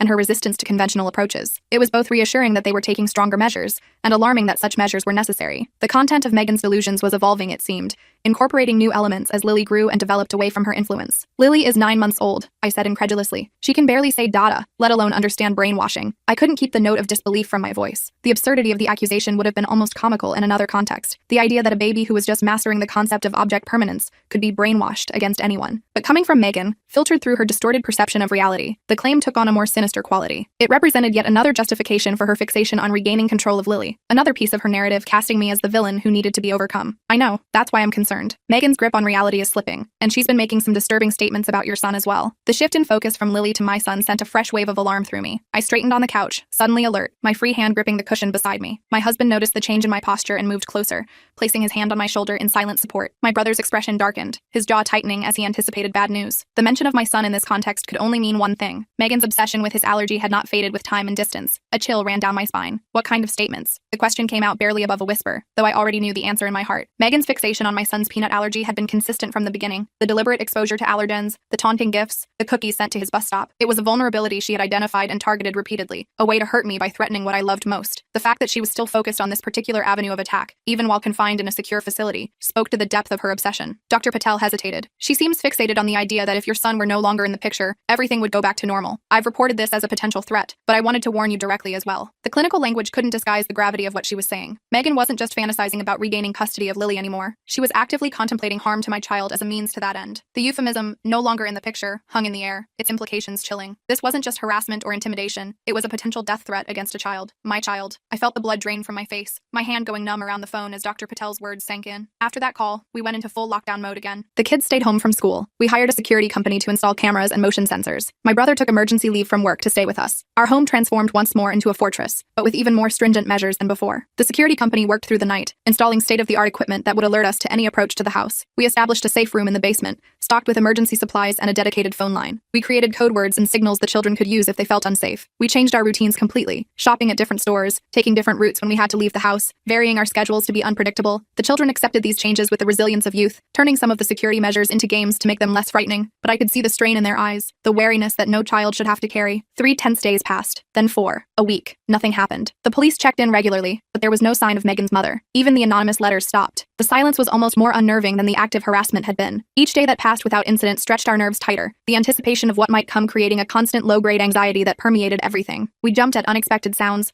scrutinized every unfamiliar car that drove down our street, questioned every delivery person who approached our door. The children became more subdued, picking up on the adults' tension despite our efforts to shield them from it. Lily, sensitive to the atmosphere around her, became clingy and fussy, wanting to be held constantly, as if she too sensed that something was wrong. Maybe she gave up, my husband suggested hopefully. We were standing in the kitchen, watching through the window as the children played in the backyard under my brother's watchful eye. It was a beautiful spring day, the kind that normally would have found us at the park or on a family hike. Instead, we were confined to our property, a high fence around the yard providing a modicum of security that allowed the children this small freedom. My husband's words held a note of desperate optimism, a need to believe that the worst might be behind us. I shook my head. People like that don't give up. They're planning something. Even as I said it, I felt the truth of it settle in my bones. The cessation of harassment wasn't a sign of surrender. It was a tactical retreat. Megan and her mother were regrouping, adjusting their strategy in response to the increased security and police attention. The quiet wasn't peace. It was the stillness before a storm, the held breath before a predator pounces. Whatever they were planning next would be calculated to bypass our defenses, to strike where and when we least expected it. I was right, but what came next was worse than anything I could have imagined. The day began normally enough, as normal as life could be under our self-imposed lockdown. The children had settled into homeschooling routines, my husband was working remotely, and my brother was helping with Lily while I caught up on household tasks. The morning passed uneventfully, giving way to a warm afternoon that tempted us outside despite our caution. The backyard was secure, visible from multiple windows of the house, and the children were desperate for fresh air and sunshine after days of confinement. It was a Sunday afternoon. My brother had taken Lily to the park across the street, visible from our front window. My husband was in the backyard with our youngest, and I was helping my oldest son with a science project at the kitchen table. The decision to let my brother take Lily to the small neighborhood park hadn't been made lightly. We had discussed it thoroughly, weighing the risks against the benefits of some normalcy and fresh air. The park was directly across from our house, visible from our front windows, and at that time of day, usually empty except for a few neighborhood children. My brother had promised to stay alert, to keep Lily in the stroller except for a brief swing ride, and to return immediately at the first sign of anything unusual. I stood at the window watching them cross the street, my son beside me at the kitchen table spreading out his materials for a model of the solar system we were building together. The doorbell rang. I checked the security camera on my phone and saw a delivery person holding a large basket wrapped in cellophane. The delivery person wore the standard uniform of a local courier service we had used before, a navy polo shirt with a company logo, khaki pants, a baseball cap pulled low over their face. They held a clipboard in one hand and the elaborate gift basket in the other, standing at a respectful distance from the door as they waited for an answer. Nothing about the scene triggered immediate alarm. Deliveries were common in our neighborhood, and we had received several care packages from concerned friends and family who knew about our situation. "Stay here," I told my son, going to the door. He nodded, already absorbed in painting a small styrofoam ball to represent Mercury, his tongue poking out slightly in concentration as he tried to get the color just right. The kitchen table was covered with newspaper to protect it from paint spills. The materials for his project spread out in careful organization. I hesitated at the doorway, looking back at him, his head bent over his work, completely engrossed in his task, the sunlight from the window highlighting the cowlick in his hair that never would lie flat no matter how I combed it. The ordinary domesticity of the scene provided a moment of normalcy in our disrupted lives. The delivery guy looked bored. "Delivery for the family," he said, holding out the basket, already paid for. He barely made eye contact, seeming more interested in completing his delivery and moving on to the next stop than in who was receiving the package. The clipboard he thrust toward me contained a standard delivery confirmation form, nothing that raised immediate suspicion. The basket itself was large and elaborate, wrapped in blue cellophane that obscured the specific contents, but suggested a generous gift. A card was attached to the front with a ribbon, the envelope sealed and addressed simply to the family. I hesitated but took it. It was heavy and wrapped in blue cellophane with a card that read, "Congratulations on your new family." The weight of the basket surprised me. It was substantial, suggesting it contained more than just the typical fruit and snacks found in gift arrangements. The blue cellophane crinkled under my fingers as I examined it, trying to discern the contents through the wrapping. The card's message struck me as odd. We weren't a new family in any sense, and there was nothing recent to congratulate us for. But gift basket messages were often generic, I reasoned, perhaps selected from limited options by whoever had sent it. Still, something about it felt off, triggering the heightened sense of caution I'd developed over the past months. Something felt off. I set the basket on the entry table and carefully peeled back the cellophane. Inside were gourmet food items, a bottle of sparkling cider, and several smaller wrapped packages. The arrangement was elaborate and expensive looking. Artisanal crackers, gourmet cheeses, specialty jams, chocolate-covered fruits, and various other delicacies nestled in decorative shredded paper. The sparkling cider was a high-end brand, its bottle elegant and festive. Scattered throughout were small boxes wrapped in silver paper with decorative ribbon, each about the size of a deck of cards. The overall presentation was beautiful and thoughtful, exactly the kind of gift a well-meaning friend might send to cheer up a family going through difficult times. But something still nagged at me, a persistent sense of wrongness that I couldn't quite identify. I opened the card first. "Enjoy your last meal together. Love, M." The message was printed in a flowing script that mimicked handwriting, the threat unmistakable despite the elegant presentation. The initial M could only stand for Megan or her mother, confirming my worst fears about the source of the gift. The words "last meal" sent a jolt of pure terror through me, their implication clear and horrifying. This wasn't a gift, it was a threat, a declaration of intent disguised as a gesture of goodwill. And if the basket itself was the threat, then its contents. My heart stopped. I yelled for my husband, then turned to tell my son to get away from the basket, but he was already standing beside me, curious about the delivery. I hadn't heard him approach, too focused on the disturbing card and its implications. He stood next to me now, his small face curious as he peered at the elaborate basket, paint smudged on his fingers from his project. The innocent interest in his expression contrasted sharply with the malevolence contained in the gift, the juxtaposition making my blood run cold. I needed to get him away from the basket immediately, to remove him from proximity to whatever danger it contained. "What's in the little packages?" he asked, reaching for one. His voice was bright with curiosity, his hand already extending toward one of the silver-wrapped boxes before I could process what was happening. Children are naturally drawn to presents, to the mystery and excitement of unwrapping something unknown. Under normal circumstances, his interest would have been completely understandable, but these circumstances were far from normal, and the realization of what might be in those packages hit me with the force of a physical blow. "Don't touch anything!" I shouted, grabbing his hand. Too late. He'd already picked up a small box wrapped in silver paper. As he turned it over in his hands, I noticed a fine powder leaking from one corner. My shout startled him, his eyes widening in surprise at my uncharacteristic volume and urgency. But the warning came a fraction of a second too late. He had already lifted one of the small packages, his fingers curling around it with innocent curiosity. As he rotated it in his hands, examining it from different angles, I saw it, a fine, tan-colored powder sifting from a small tear in the wrapping paper, dusting his fingers and falling onto his wrist. Time seemed to slow as I recognized what I was seeing, as the horrifying reality of Megan's plan became clear. "Put it down!" I grabbed the box, but some of the powder had already spilled onto his hands. He looked up at me, confused, as angry red hives began appearing on his skin. I snatched the package from him, my movements frantic but careful not to disperse more of the powder into the air. The box joined the basket on the entry table as I focused entirely on my son, watching in horror as his body began to react to the allergen. The hives appeared with frightening speed, raised, red welts spreading across his hands and wrists where the powder had made contact. His expression shifted from confusion to alarm as he felt the familiar sensation of an allergic reaction beginning, his eyes meeting mine with growing fear. "Mom," he said, his voice already changing, becoming wheezy. "I don't feel good." The change in his voice was the first sign of his airway beginning to constrict, the allergic reaction progressing from skin contact to a systemic response. His breathing became audibly labored, each inhalation requiring more effort than the last. I recognized the signs from his previous severe reaction years ago: the rapid progression, the respiratory involvement, the look of growing panic in his eyes as he struggled to draw breath. This was anaphylaxis, the life-threatening allergic response we had feared and prepared for since his diagnosis. I screamed for my husband,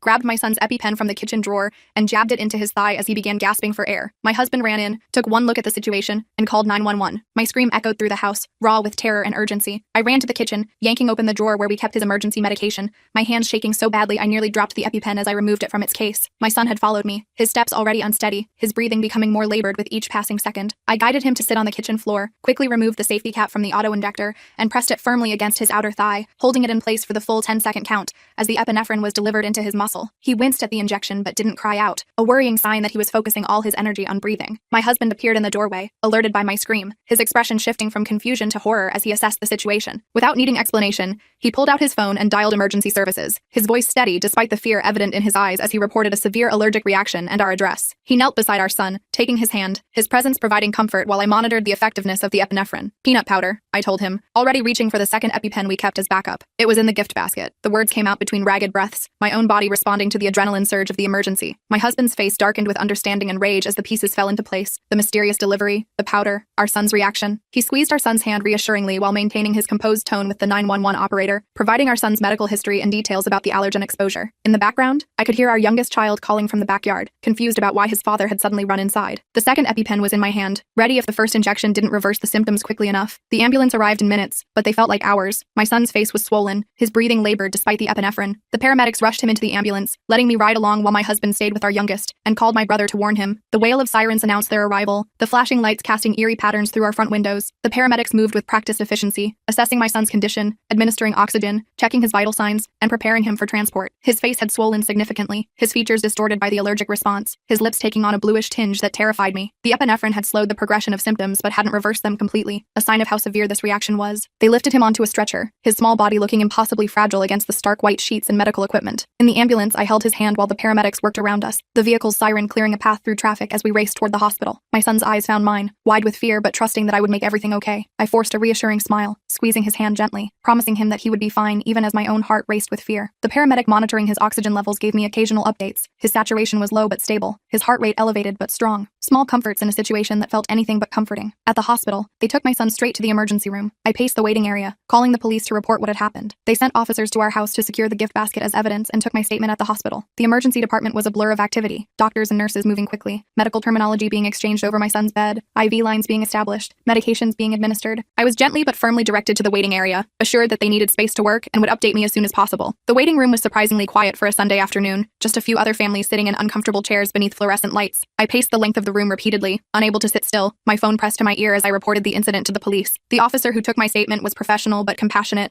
asking detailed questions about the delivery, the basket's contents, and any suspicious activity we had noticed beforehand. I described everything I could remember: the delivery person's appearance, the basket's presentation, the card with its threatening message. I explained about Megan and her mother, about the restraining orders and previous incidents, about Dr. Patel's warning regarding Megan's fixation on my son. The officer assured me they would treat this as an attempted murder investigation, not a simple case of allergen exposure. The deliberate nature of the act, the clear intent to cause harm, elevated this from an unfortunate accident to a criminal assault. Hours later, a doctor finally came out to update me. "He's stabilized," she said, and I nearly collapsed with relief. "It was a severe reaction, but you acted quickly. The epinephrine bought him crucial time." The doctor was a woman in her 40s with kind eyes and a direct manner. She explained that my son had experienced a severe anaphylactic reaction, but the prompt administration of epinephrine had prevented the worst outcomes. They had given him additional medications to counteract the allergic response, antihistamines, steroids, more epinephrine, and would need to keep him overnight for observation to ensure the reaction didn't return as the medications wore off. But his vital signs were good, his breathing was improving, and barring complications, he should make a full recovery. The words washed over me like a physical relief, my legs suddenly weak as the adrenaline that had been sustaining me began to ebb. When they finally let me see him, I broke down in tears. He looked so small in the hospital bed, his face still puffy, an oxygen monitor clipped to his finger. The pediatric room was painted in cheerful colors, cartoon characters decorating the walls in an attempt to make the medical equipment less frightening. But nothing could disguise the seriousness of what had happened.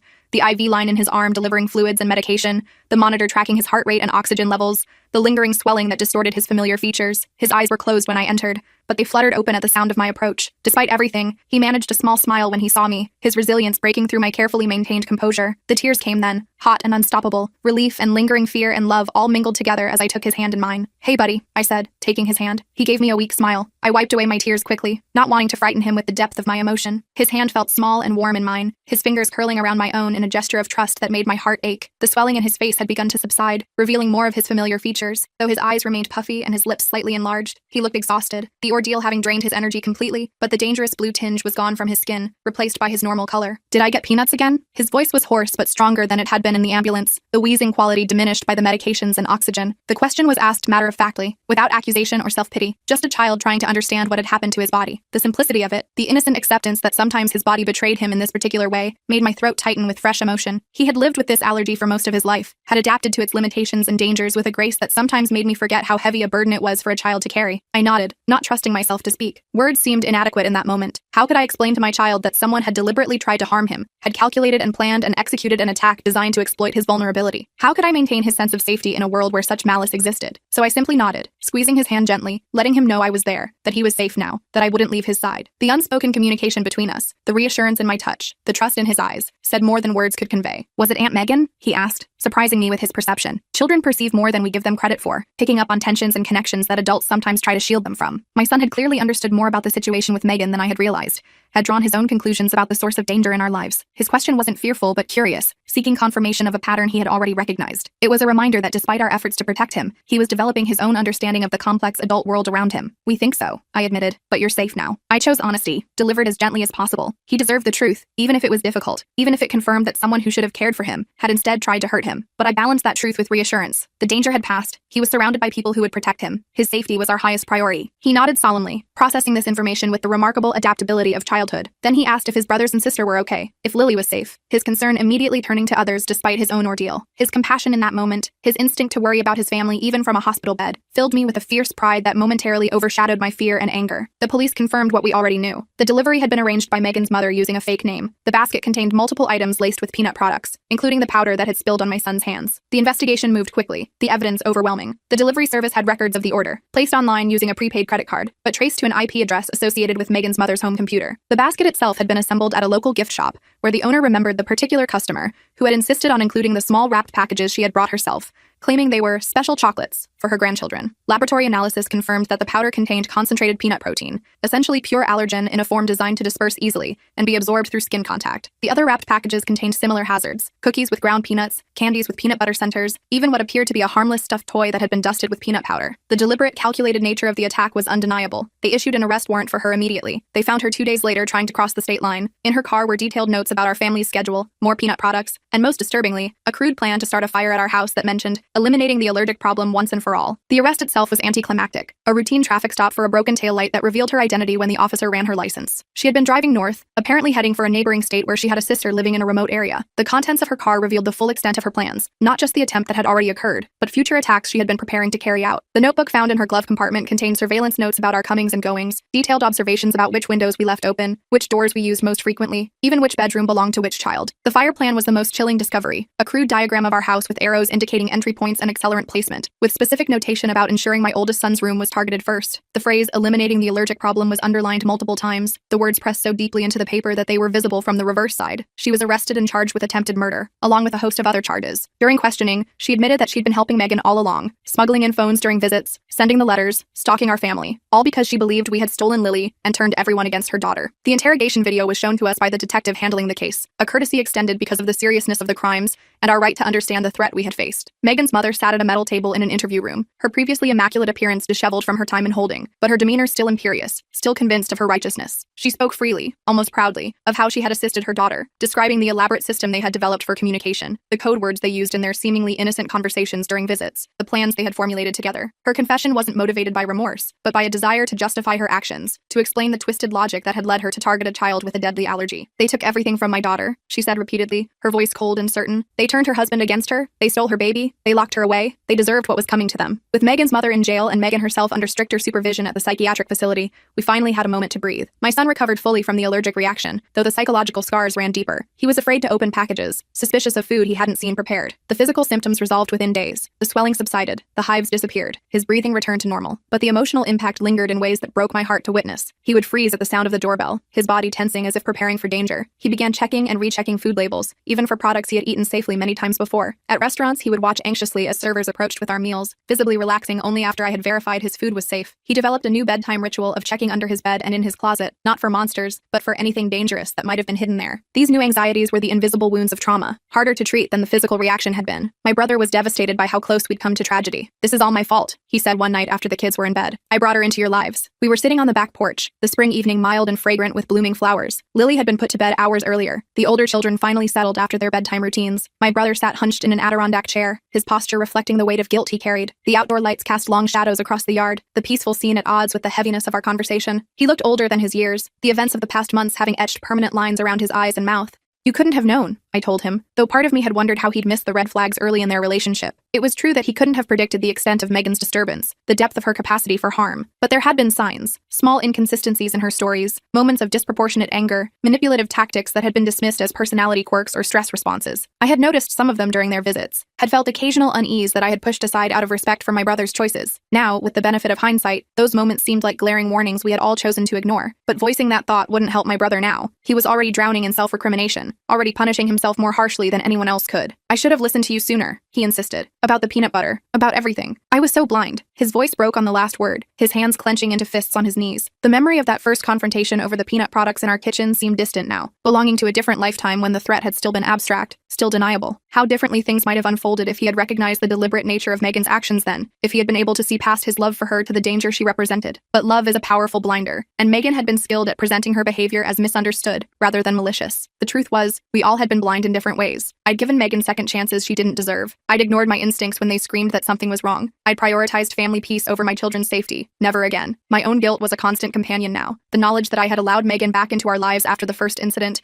that I had accepted her apology and believed in her redemption despite the warning signs. I had wanted to believe people could change, that mental illness could explain and excuse behavior that was actually calculated and deliberate. I had prioritized the ideal of family unity over the very real danger signals my instincts had detected. These were mistakes I would carry with me always, lessons purchased at nearly unthinkable cost. But they were lessons I had learned completely. My tolerance for risk where my children were concerned had been reduced to zero. My willingness to extend second chances to those who had demonstrated ill intent completely extinguished. In the aftermath, we made some hard decisions. My brother decided to move several states away, where he had a job offer and where Lily could grow up without the shadow of her mother's actions hanging over her. It broke my heart to see them go, but I understood it was for the best. The decision wasn't made lightly or quickly. We spent weeks discussing options, weighing pros and cons, considering alternatives. But in the end, the need for a fresh start, for both my brother and Lily, outweighed the benefits of staying nearby. He had received a job offer from a college friend whose company had offices across the country, an opportunity that would allow him to transfer to a location where Megan had no connections, no support system, no way of easily reaching them even if she were eventually released. It was a chance to build a life for Lily that wasn't defined by her mother's actions,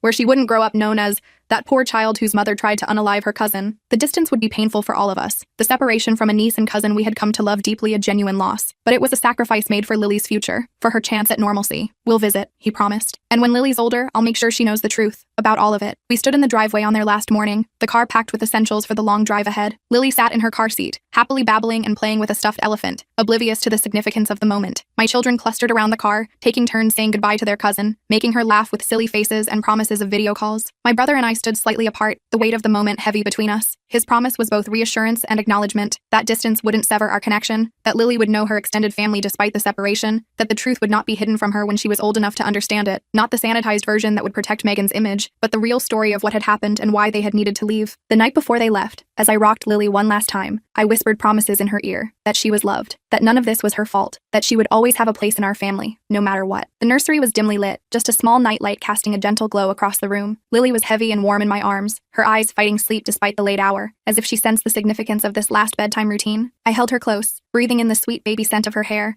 memorizing the weight of her in my arms, the way her small hand curled around my finger as I rocked her. The words I whispered were for her, though she was too young to understand them. Promises I would keep for the rest of my life. Truths I would make sure she knew when she was old enough to ask questions about her mother, about why they had moved away, about the family that loved her from a distance. In that moment, I made my own private vow that no matter what the future held, Lily would never doubt her place in our hearts, never question her worthiness of love, never believe that her mother's actions defined her own identity. As for Megan, she was transferred to a maximum security psychiatric facility after her mother's arrest revealed her role in the ongoing harassment and the attempt on my son's life. The doctors were less optimistic about her recovery now, seeing her actions as calculated rather than solely the result of mental illness. The updated assessment from her treatment team was sobering. What had initially been diagnosed as postpartum psychosis complicated by underlying mental health issues was now recognized as something more complex and concerning. The calculated nature of her actions, the sustained focus on revenge over many months, the ability to manipulate others into assisting her plans. These suggested a level of functioning that contradicted the image of someone completely in the grip of delusions. Her psychiatric issues were real, but they existed alongside personality traits that were fundamentally problematic: an inability to empathize with others, a tendency to view relationships as transactional, a profound sense of entitlement, and a capacity for sustained malice that transcended her diagnoses. Some people just have darkness in them, Dr. Patel told me during our final conversation. The illness may have exacerbated it, but it didn't create it. We met for coffee near my workplace, a neutral location away from both the psychiatric facility and my home. Dr. Patel had requested the meeting as a professional courtesy, a final update before Megan was transferred to the new facility,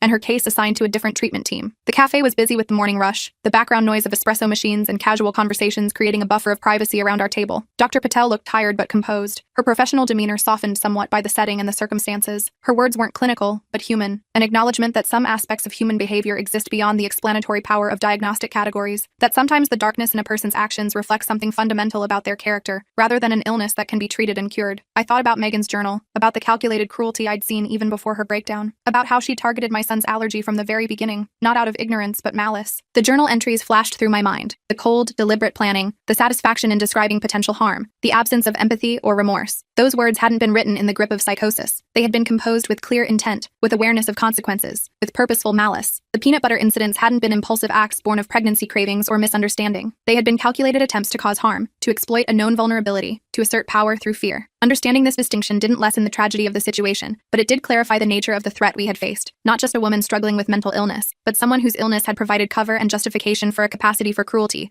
that had likely always existed within her. Sometimes I still wake up in the middle of the night, heart pounding, certain I've heard Megan's voice or footsteps in the hallway. The security system we installed remains active. We still check food packages carefully. My son still carries 2 EpiPens everywhere he goes. The trauma lingers in these small ways, in the startle response that sends my heart racing at unexpected sounds, in the habitual security checks that punctuate our daily routines, in the hypervigilance that has become second nature. I find myself awake at 3 a.m., moving silently through the house to check locks and peer out windows, reassuring myself that the perimeter is secure, that my children are safe in their beds. My son's backpack is never without his emergency medication. The twin auto-injector is a constant companion whether he's at school, at a friend's house, or just playing in the backyard. These precautions are practical, necessary, but they are also reminders of a vulnerability we can never completely eliminate, a danger we have learned exists in the world in a way we once couldn't have imagined. But slowly, day by day, we're reclaiming our lives. The nightmares come less frequently. My son is less jumpy around new foods. We're healing. Healing isn't linear. It comes in waves, in small victories and occasional setbacks. There are good days when life feels almost normal, when we can go to a restaurant without scanning for exits or questioning the server in detail about food preparation. There are harder days when a package delivered to the wrong address triggers hours of anxiety, when my son refuses to eat something he's eaten safely before because it looks different, when a car driving slowly past our house sends me into a spiral of worry. But the good days gradually outnumber the bad. My son joins his friends for birthday parties again,